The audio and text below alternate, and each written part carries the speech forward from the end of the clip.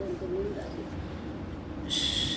बृहस्पति देव व्रत कथा सुनिए। बृहस्पति के दिन जो भी स्त्री पुरुष व्रत करे उनको चाहिए कि वह दिन में एक ही समय भोजन करे, क्योंकि बृहस्पतिश्वर भगवान की इस दिन पूजन होता है। भोजन पीले चने की दाल आदि को करे, परंतु नमक नहीं खाए और पीले वस्त्र पहने, पीले ही फलों का प्रयोग करे, पीले चंदन से पूजन करे। पूजन के बाद प्रेम पूर्वक गुरु महाराज की कथा सुननी चाहिए। इस व्रत को करने से मन की इच्छाएं पूरी होती हैं और बृहस्पति महाराज प्रसन्न होते हैं।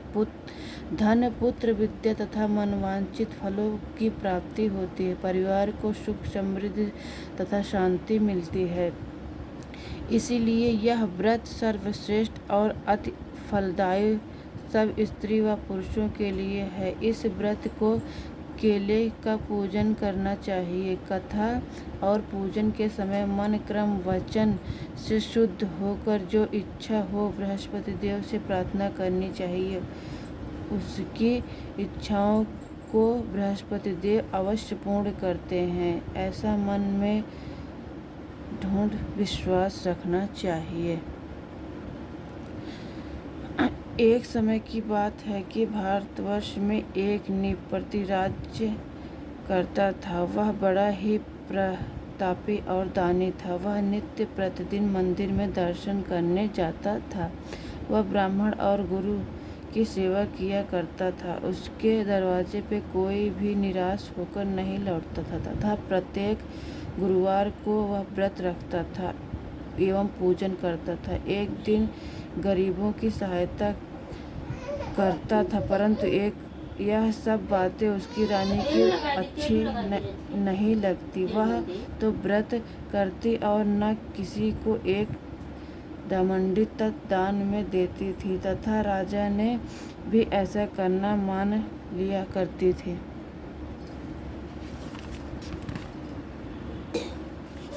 एक समय की बात है कि राजा तो शिकार खेलने वन में गए हुए थे। घर पर रानी और दासी थी। एक समय गुरु बृहस्पति देव एक साधु के रूप में धारण करके राजा के दरवाजे आए, भिक्षा मांगने गए तथा भिक्षा मांगी तो रानी कहने लगी कि साधु महाराज, मैं इस दान और पुण्य से लड़ आ गई हूँ। मेरे से तो घर का ही कार्य समाप्त नहीं होता। इस कार्य के लिए मेरे पतिदेव ही बहुत हैं। अब आप इस प्रकार की कृपा करें कि वह सब धन नष्ट हो जाए तथा मैं आराम से रह सकूं। साधु बोले, हे देवी, तुम तो बड़ी विचित्र हो। संतान और सुख धन से कोई दुखी नहीं होता है, इसको सभी चाहते हैं। पापी भी पुत्र और धन की इच्छा करता है। अगर आपके पास धन अधिक है तो भूखे मनुष्यों को भोजन कराएं, प्यासों लगवाएं, ब्राह्मणों को दान दे, धर्मशाला बनवाएं, कुआं, तालाब, बावड़ी, बाग बगीचे आदि का निर्माण करवाएं, धन मनुष्यों की कुंवारियों कन्याओं का विवाह करवाएं और अनेक इत्यादि धर्म करें। इस प्रकार के कर्म आपके कुल और आपका नाम परलोक में सार्थक होगा।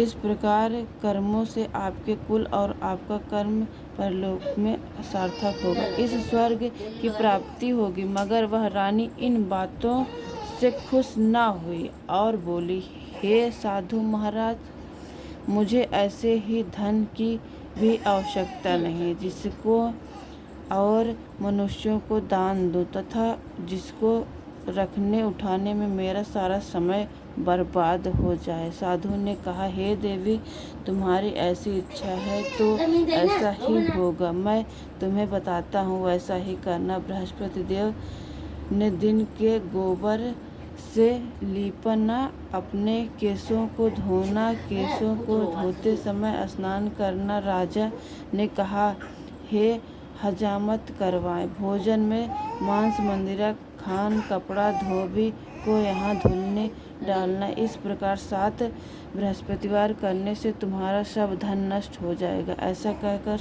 वह साधु महाराज वहाँ से गायब हो गया। रानी ने साधु के कहने के अनुसार सारा वैसा ही किया।